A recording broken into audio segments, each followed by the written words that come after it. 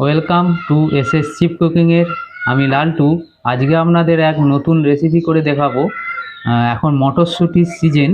এই মটরশুঁটি আর গাজর আর পনির দিয়ে একটা রেসিপি করে দেখাবো। চলুন রেসিপিটা বানাই, দেখতে থাকবেন আপনারা। মটরশুঁটিটা আমি ছাড়িয়ে নিয়েছি দেখুন, আর পনিরটাকে আমি এরকম ছোট ছোট করে কেটে নিয়েছি। আর গাজরটাকে আগে আমি কেটে রেখেছিলাম দেখুন ছোট করে। এবার রেসিপিটা তৈরি করতে যাচ্ছি, আপনারা দেখুন আর ভিডিওটা লাইক করবেন, চ্যানেলটাকে সাবস্ক্রাইব করবেন। কড়াই তেল ছেড়ে দিয়েছি, তেল গরম হয়ে গেছে। প্রথমে আমি ওই কাটা পনিরটা ভেজে নেব।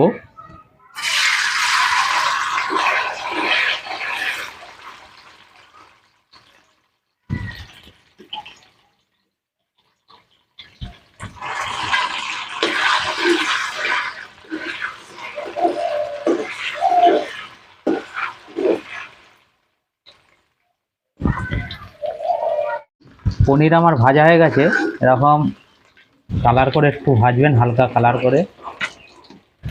এইভাবে সব পনিরগুলোকে আমি ভেজে নেব প্রথমে।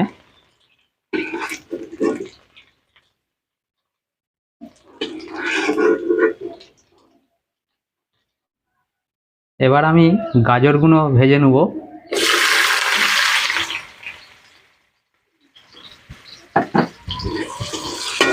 ভিডিওটা লাইক করবেন, চ্যানেলটা সাবস্ক্রাইব করবেন, প্রথম থেকে শেষ পর্যন্ত দেখে যাবেন। কী কী দিচ্ছি রেসিপিটাতে পরপর দিতে থাকবো। গাজর ভাজা হয়ে গেছে, এবারে আমি গাজরটাকে তুলে নেব।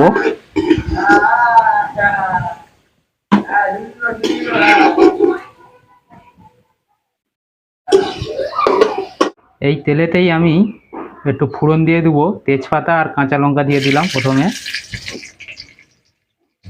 সামান্য পরিমাণে জিরে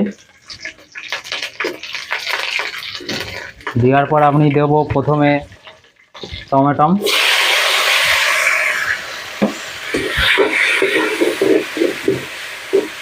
টমেটোটাকে একটু ভালো করে ভেজে নেব।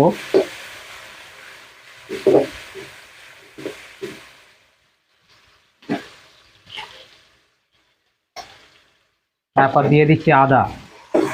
সম্পূর্ণ রেসিপিটা হবে নিরামিষ।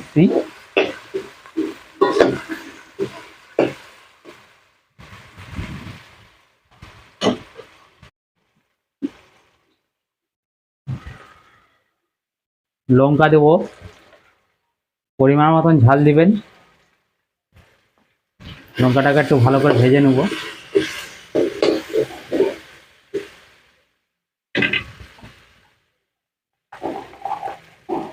হলুদ,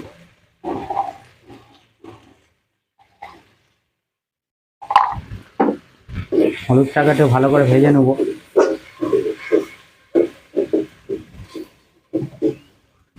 সামান্য পরিমাণে একটু জল দেব।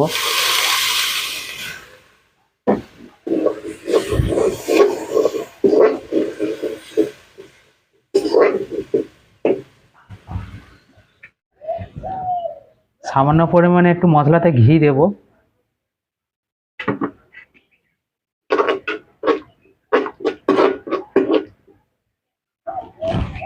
এবার আমি এই কাঁচা মটর সিদ্ধ করে নিয়ে গোটা তুলে ঢেলে দেব।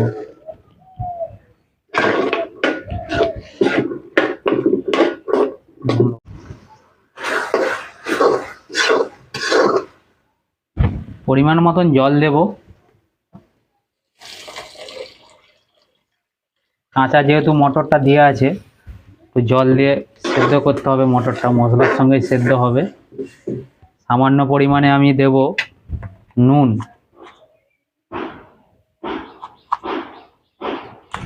এবারে যতক্ষণ না ফুটছে, মটরটা সেদ্ধ হচ্ছে, অপেক্ষা করতে হবে। মটর সেদ্ধ হয়ে এসছে, এবারে আমি দিয়ে দেবো গাজর। যেটা গাজরটা ভেজে রেখেছিলাম, ওই গাজরটা আগে দিয়ে দিচ্ছি। গাজরটা কিছুক্ষণ ফুটতে দিতে হবে। সামান্য পরিমাণে আমি দেব চিনি।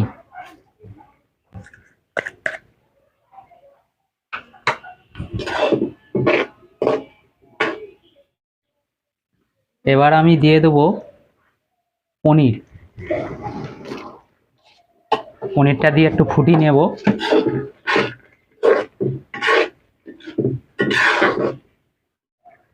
সেদ্ধ মটর আর সেদ্ধ হয়ে গেছে সব। এবার আমি সামান্য পরিমাণে কস্তুরি মেথি পাতা ছড়িয়ে দেব, আর দিয়ে দেবো একটু ঘি। ভিডিওটা লাইক করবেন, চ্যানেলটাকে সাবস্ক্রাইব করবেন।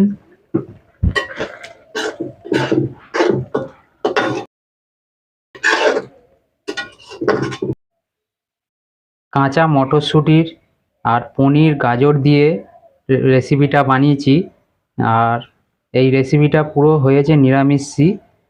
বাড়িতে বানিয়ে খাবেন এই পদ্ধতিতে। ধন্যবাদ।